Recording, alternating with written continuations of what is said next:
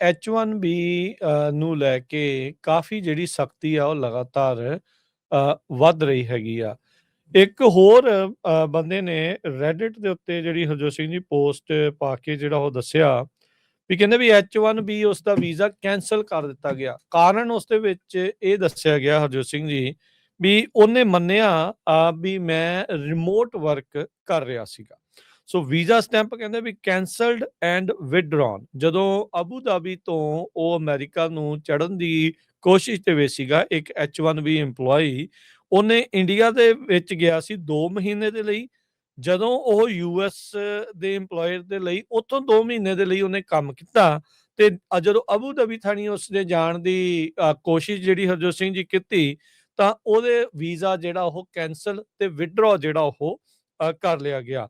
ਸੋ ਕਹਿੰਦੇ ਵੀ remote work can't B ਵਾਜ਼ਨਟ ਰਿਫਲੈਕਟਡ। ਕਹਿੰਦੇ ਵੀ ਇਹਦੇ ਜਿਹੜਾ ਉਹਦੇ ਨਾਲ ਸਿਆਹੀ ਹੋਈ ਸੀ ਜਾਂ ਸਾਈਨ ਹੋਏ ਸੀ, ਕੰਟਰੈਕਟ ਜਿਹੜਾ ਉਸਦਾ ਹੋਇਆ ਸੀਗਾ ਕੰਪਨੀ ਦੇ ਨਾਲ, ਕਹਿੰਦੇ ਵੀ ਉਹਦੇ ਵਿੱਚ ਕਿਤੇ ਨਹੀਂ ਸੀ ਲਿਖਿਆ ਵੀ ਰਿਮੋਟ ਵਰਕ ਇਹ ਕਰ ਸਕਦਾ ਹੈਗਾ ਆ। ਤੇ ਕਹਿੰਦੇ ਵੀ you can't be paid by US company ਜੇ ਤੁਸੀਂ ਉਸ ਤੋਂ ਬਾਹਰ ਰਹਿ ਕੇ ਕੰਮ ਜਿਹੜਾ ਉਹ ਕਰਦੇ ਆ। ਇਹਦੇ ਨਾਲ ਤਾਂ ਹਰਜੋਤ ਸਿੰਘ ਜੀ H1B ਵਾਲਿਆਂ ਨੂੰ ਤਾਂ ਬਹੁਤ ਨੇਰੀਆਂ ਆ ਜਾਣਗੀਆਂ ਵੀ ਜੀ ਜੇ ਬਿਲਕੁਲ ਉਹ ਦੋਨੋਂ ਤੀਵੀਂ ਆਦਮੀ ਗਏ ਹੋਏ ਸੀ। ਹਸਬੈਂਡ ਨੂੰ ਉਹਨੇ ਨੰਗਣ ਦੇ ਦਿੱਤਾ ਤੇ ਵਾਈਫ ਨੂੰ ਜਿਹੜਾ ਆ ਆਬੂ ਧਾਬੀ ਦੇ ਵਿੱਚ ਰੋਕ ਲਿਆ, ਕਿਉਂਕਿ ਉੱਥੇ ਆਬੂ ਧਾਬੀ 'ਚ ਇਮੀਗ੍ਰੇਸ਼ਨ ਹੋ ਜਾਂਦੀ ਆ ਹਨਾ। ਤੇ ਉੱਥੇ ਉਹਨੇ ਕਿਹਾ ਵੀ ਕਿੱਥੇ ਲਿਖਿਆ ਤੇਰਾ ਵੀ ਤੂੰ ਘਰੋਂ ਕੰਮ ਕਰ ਸਕਦੀ। ਉਹ ਕਹਿੰਦੀ ਵੀ ਮੈਂ ਦਸੰਬਰ 'ਚ ਤਾਂ ਆਈ ਸੀ ਤੇ ਫਰਵਰੀ 'ਚ ਉਹ ਵਾਪਸ 2 ਆ ਮਹੀਨੇ ਰਹੀ ਲਈ ਸੀਗੀ। ਆ। ਤੇ ਉਸ ਬੇਸ ਦੇ ਉੱਤੇ ਤੇ ਉਹਨਾਂ ਨੇ ਸਿੱਧਾ ਜਿਹੜਾ ਆ ਕੈਂਸਲੇਸ਼ਨ ਲਿਖ ਦਿੱਤਾ। ਤੇ ਪਰ ਉਹਦੇ ਜਿਹੜੇ ਵਕੀਲ ਆ ਕੰਪਨੀ ਦੇ ਕਹਿ ਰਹੇ ਆ ਵੀ ਇਦਾਂ ਦਾ ਕੋਈ ਰੂਲ ਹੈ ਨਹੀਂ, ਦੁਬਾਰਾ ਕੀ ਫੇਰ ਅਪਲਾਈ ਕਰਨਾ ਚਾਹੀਦਾ। ਪਰ ਦੁਬਾਰਾ ਕੀ ਕਹਿੰਦੇ ਵੀ ਸਾਲ-ਸਾਲ ਮੀਟ ਅਪਾਇੰਟਮੈਂਟ ਨਹੀਂ ਡੇਢ ਸਾਲ ਮਿਲਦੀਆਂ। ਦੀ ਹਰਜੋਤ ਸਿੰਘ ਜੀ ਅਪਾਇੰਟਮੈਂਟ ਨਹੀਂ ਮਿਲਦੀ, ਸਾਲ ਡੇਢ ਸਾਲ ਦੀ ਹੋਈ ਜੀ ਪਈ ਆ। ਸੋ ਹੁਣ ਉਹ ਉਦਾਂ ਦੀ ਸਿਚੁਏਸ਼ਨ ਦੇ ਵਿੱਚ ਜਿਹੜੇ ਲੋਕ ਆ ਉਹ ਕੀ ਕਰਨ। ਜੀ ਬਿਲਕੁਲ। ਸੋ ਇਹ ਵੱਡਾ ਝਟਕਾ ਜਿਹੜਾ ਉਹ ਇਸ ਟਾਈਮ ਦੇਖ ਰਹੇ ਹੈਗੇ ਆ। ਸੋ ਇਹ ਸਿਚੁਏਸ਼ਨ ਤਾਂ ਹਰਜੋਤ ਸਿੰਘ ਜੀ ਆਉਂਦੇ ਦਿਨਾਂ ਦੇ ਵਿੱਚ ਇਸ ਤੋਂ ਵੀ ਜ਼ਿਆਦਾ ਜਿਹੜੀ ਉਹ ਸਖਤ ਹੋਣ ਵਾਲੀ ਆ। ਕਾਰਨ ਕੀ ਆ ਵੀ ਆਲਰੇਡੀ ਆਪਾਂ ਕਾਂਗਰਸ ਦੇ ਵਿੱਚ ਇਦਾਂ ਦੇ ਕੋਈ ਰੂਲ ਪ੍ਰਪੋਜ਼ਲ ਜਿਹੜੇ ਉਹ ਦੇਖ ਰਹੇ ਆ। ਉਹ ਲੱਗਦਾ ਵੀ ਸ਼ਾਇਦ ਉਹ ਪਾਸ ਨਾ ਵੀ ਹੋਣ, ਬਟ ਫਿਰ ਵੀ ਜਿਹੜਾ ਹਰਜੋਤ ਸਿੰਘ ਜੀ ਇਹ ਚੀਜ਼ਾਂ ਜਿਹੜੀਆਂ ਉਹ ਡੈਫੀਨੇਟਲੀ ਸਖਤੀ ਵੱਲ ਨੂੰ ਹੀ ਕੰਮ ਵੱਧ ਰਿਹਾ। ਸਖਤੀ ਤੋਂ ਭਾਵ ਵੀ ਬੇਸਿਕਲੀ ਰਾਹ ਬੰਦ ਕਰਨਾ ਹੈ ਕਿਸੇ ਨਾ ਕਿਸੇ ਤਰੀਕੇ। ਉਹ ਟਾਰਗੇਟ ਆ ਜੀ ਇਸ ਟਾਈਮ ਇਮੀਗ੍ਰੈਂਟਸ ਕਿਸੇ ਵੀ ਤਰੀਕੇ ਦੇ ਨਾਲ, ਕਿਉਂਕਿ H1B ਤਾਂ ਲੀਗਲੀ ਆਉਣ ਦਾ ਇੱਕ ਜ਼ਰੀਆ ਹੈ ਨਾ। ਇਹ ਵੀ ਨਹੀਂ ਆ ਵੀ ਬਾਰਡਰ ਟੱਪ ਕੇ ਆਉਣ ਵਾਲੀ ਜਿਹੜੀ ਇਸ ਦੇ ਵਿੱਚ ਗੱਲ ਹੈਗੀ ਆ। ਉਹਨਾਂ ਦੇ ਉਲਟ ਵੀ ਜਿਹੜੀ ਉਹ ਪੂਰੀ ਜਿਹੜੀ ਸਖਤੀ ਇਸ ਟਾਈਮ ਦੇਖਣ ਨੂੰ ਮਿਲ ਰਹੀ ਹੈਗੀ ਆ। H1B ਨੂੰ ਲੈ ਕੇ ਕਾਫੀ ਜਿਹੜੀ ਸਖਤੀ ਆ ਉਹ ਲਗਾਤਾਰ ਵੱਧ ਰਹੀ ਹੈਗੀ ਆ। ਇੱਕ ਹੋਰ ਬੰਦੇ ਨੇ ਰੈਡਿਟ ਦੇ ਉੱਤੇ ਜਿਹੜੀ ਹਰਜੋਤ ਸਿੰਘ ਜੀ ਪੋਸਟ ਪਾ ਕੇ ਜਿਹੜਾ ਉਹ ਦੱਸਿਆ ਵੀ ਕਹਿੰਦੇ ਵੀ H1B ਉਸ ਦਾ ਵੀਜ਼ਾ ਕੈਂਸਲ ਕਰ ਦਿੱਤਾ ਗਿਆ। ਕਾਰਨ ਉਸ ਦੇ ਵਿੱਚ ਇਹ ਦੱਸਿਆ ਗਿਆ ਹਰਜੋਤ ਸਿੰਘ ਜੀ ਵੀ ਉਹਨੇ ਮੰਨਿਆ ਵੀ ਮੈਂ ਰਿਮੋਟ ਵਰਕ ਕਰ ਰਿਹਾ ਸੀਗਾ।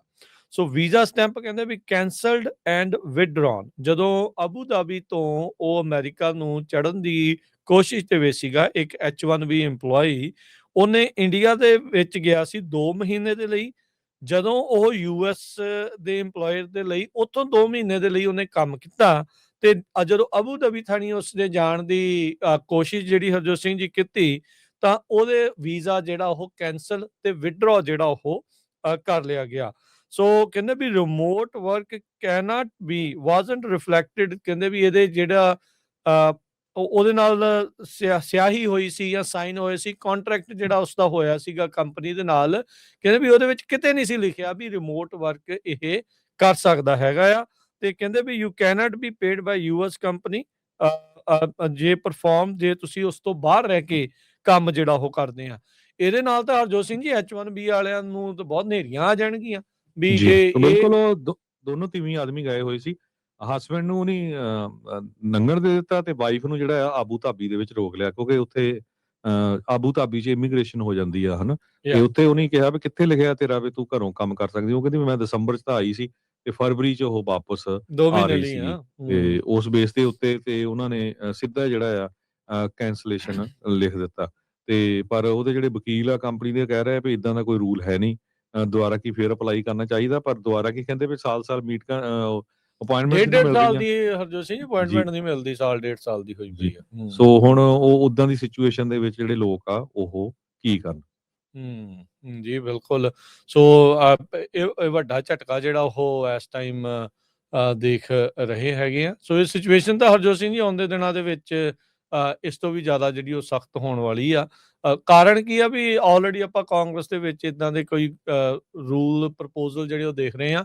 ਉਹ ਲੱਗਦਾ ਵੀ ਸ਼ਾਇਦ ਉਹ ਪਾਸ ਨਾ ਵੀ ਹੋਣ, ਬਟ ਫਿਰ ਵੀ ਜਿਹੜਾ ਹਰਜੋਤ ਸਿੰਘ ਜੀ ਇਹ ਚੀਜ਼ਾਂ ਜਿਹੜੀਆਂ ਉਹ ਡੈਫੀਨੇਟਲੀ ਸਖਤੀ ਵੱਲ ਨੂੰ ਹੀ ਕੰਮ ਵੱਧ ਰਿਹਾ। ਸਖਤੀ ਤੋਂ ਭਾਵ ਵੀ ਬੇਸਿਕਲੀ ਰਾਹ ਬੰਦ ਕਰਨਾ ਹੈ ਕਿਸੇ ਨਾ ਕਿਸੇ ਤਰੀਕੇ।